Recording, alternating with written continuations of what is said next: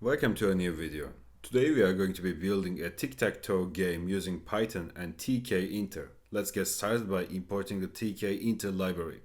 We will import tkinter as tk and we are going to import ttk from tkinter. Import ttk. Here we import tkinter and ttk, which stands for dim tkinter. These are our building blocks for creating the graphical user interface. Now that we have our libraries in place, let's set up our basic window. For this, we will say window is going to be equal to the tk.tk, and we will say window title tic-tac-toe, and we will say window.geometry, and let's say 400 times 400. Here it is. This will create a window of size 400 by 400 pixels with the title Tic-Tac-Toe. Window assignment initializes the window, window.title sets the title, and window.geometry specifies the dimensions. Let's go ahead and set up the board. We will use a grid layout to place 9 buttons that represent our tic-tac-toe board.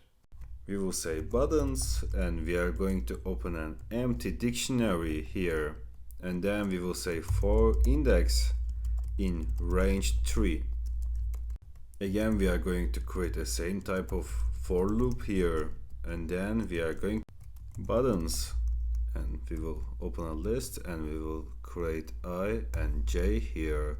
Then we are going to use ttk.button window, and we will say, I'm sorry for the type, text, and we are going to open an empty string here. Then we will say width is going to be equal to the 10. Then we will say comment equals to lambda I equals I, j equals to j, and we will do button click I and j. We are going to define a function with the name button click, so don't mind about it right now. Then we will say buttons, and we are going to open a list like this again. I and j dot grid row is going to be equal to the I, and column is going to be equal to the j. Okay, let's talk about it now. With this nested loop, we have created a 3x3 grid of buttons. We are using a dictionary buttons to store our button objects. This allows us to easily access them later. Notice that we have a button click function being called when a button is clicked. Alright, now let's get into game logic. We will create some variables to keep track of whose turn it is and to maintain the board state. We are going to say turn. Let's say it's going to be equal to x because it's going to start with that, and then we are going to say board. We will do open at 2 brackets here, then we will say for in range 3. Then we are going to say for in range 3. It's our game logic. So what's this all about?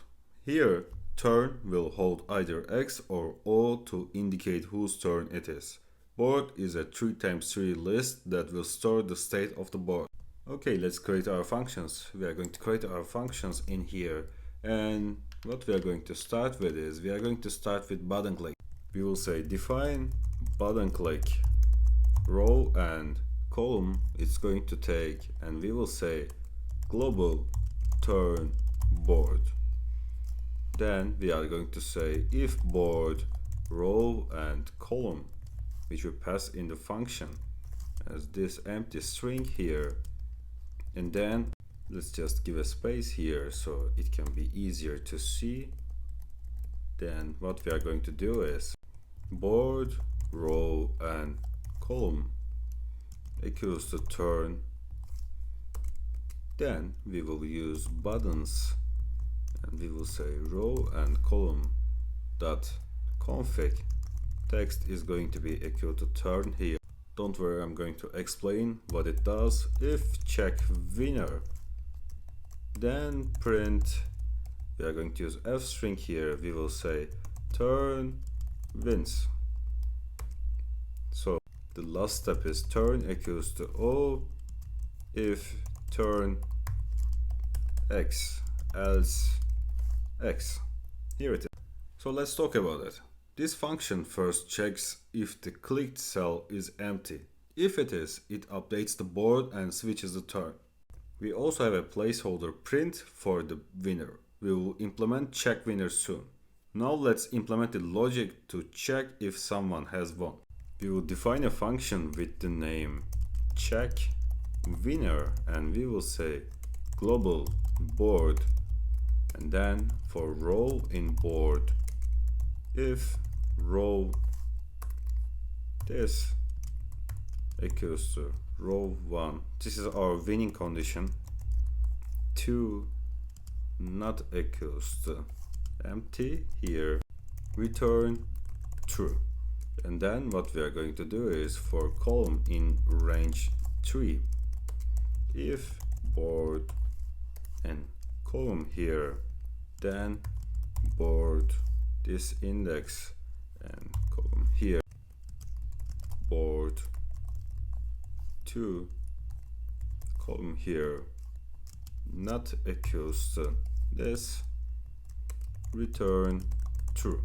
Last condition, if board 0 and 0 equals to board 1 call. By the way, this is the condition that checks the all conditions, like other ones checks for the horizontal and vertical ones, and this one will check all the combinations.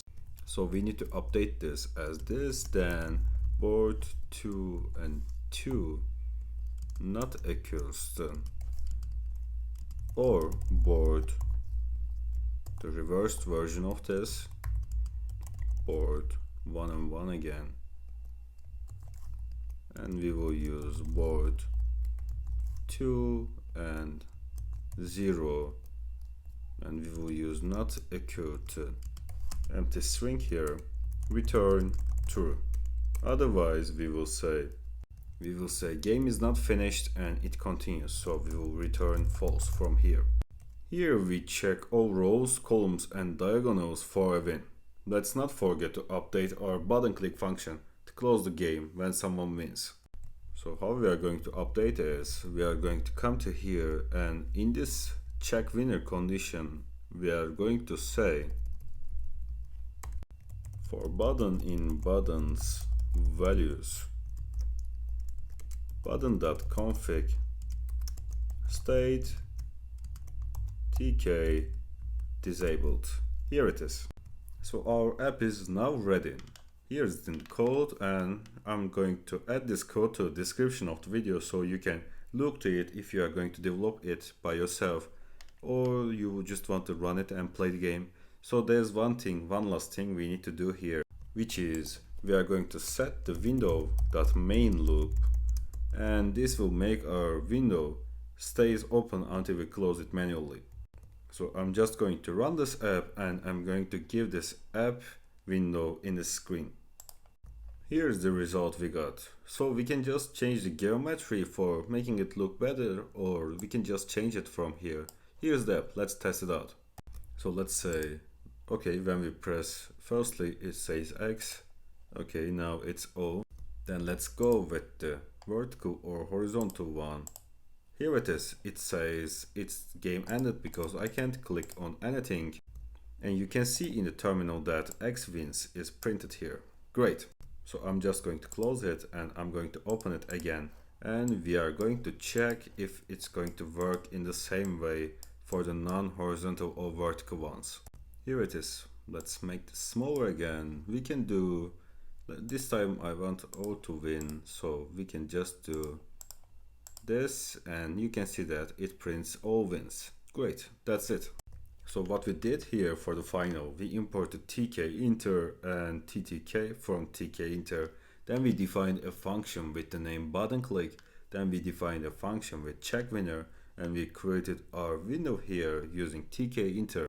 And we set the title, geometry, buttons, and we wrote our for loop. Then we are turning the X for the starter, board and window main loop for making it stay on the screen. That was all for the video. Thanks for watching it. I'm creating content related to Python and data science. You can follow my channel for seeing more of this. Have a great day.